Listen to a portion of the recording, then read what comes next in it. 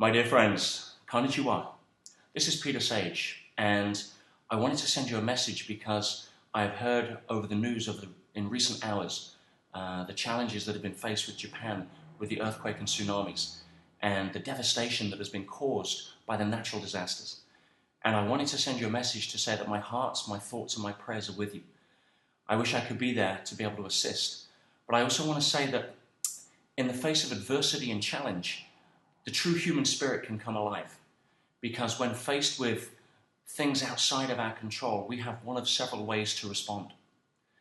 We can either be a victim and go into a state of disempowerment and learned helplessness, which is very natural to be able to do so when faced with either personal loss or personal devastation, either of somebody we know or physically ourselves, or some of the material things that we thought we held on to prior to nature coming and sweeping them away.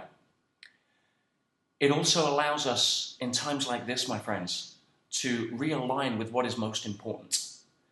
You see, we can grieve loss and we can think that our life has been turned upside down, or we can start to understand and appreciate in times like this specifically that what is most important in life. Is it the job that we thought we had? Is it the car we thought we were driving? Or is it the relationships with people? Is it the true essence of who we are that we bring to the table with love and gratitude that is what is most precious? Something that nature can never take away from us. You see, we can either become a victim to circumstance or we can be empowered by circumstance. And in times like these, people around you, in your community, in your circle of friends, need leadership. They need to see a demonstration of strength. And I know, having spent time with you, that strength lies within. And it's times like this where it is called to the front to be able to allow you to step up and serve others, to give them comfort, to give them a role model for leadership and love and compassion, rather than look inwards at ourselves in terms of self-pity and as a victim. You see, events like this happen very rarely, but when they do, we have a choice on how we can respond. As most of you know, I advocate the fact that we can never control circumstances and that there is no certainty in life. Events like this prove that time and again. So the only thing that we can do is choose our response to these circumstances. And if we come from a place of being strong inside, not because we care about what we've lost, but we care about being able to contribute to others from a place of love and strength and compassion and honoring their loss, honoring their circumstance at the time where they need comfort and they need strength and they need someone who has total certainty that no matter what's going to happen, it'll always be okay. And you see, victims can perpetuate learned helplessness.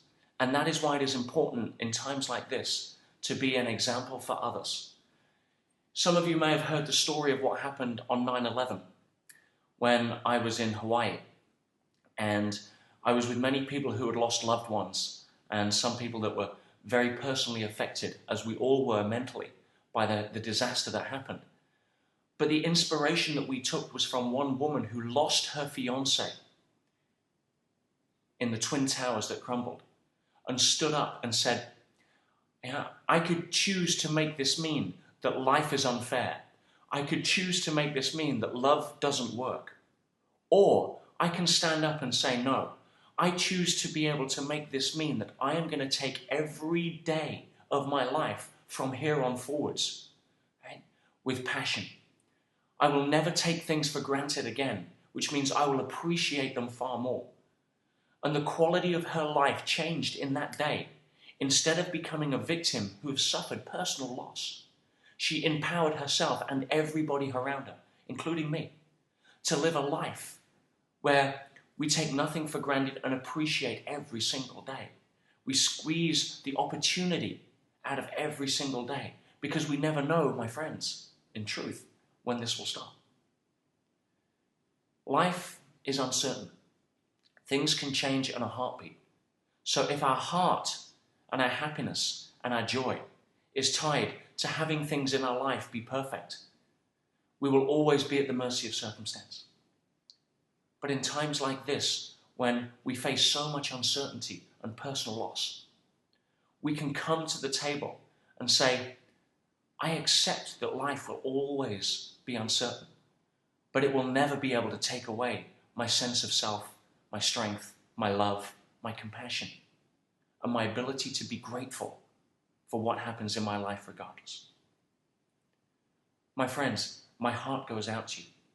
I wish I could be there. I will be here to support you at any level. Please let me know what's happening. Send me some messages. I will respond. And know that regardless, I believe in you, I trust you, and I love you. Take care and God bless.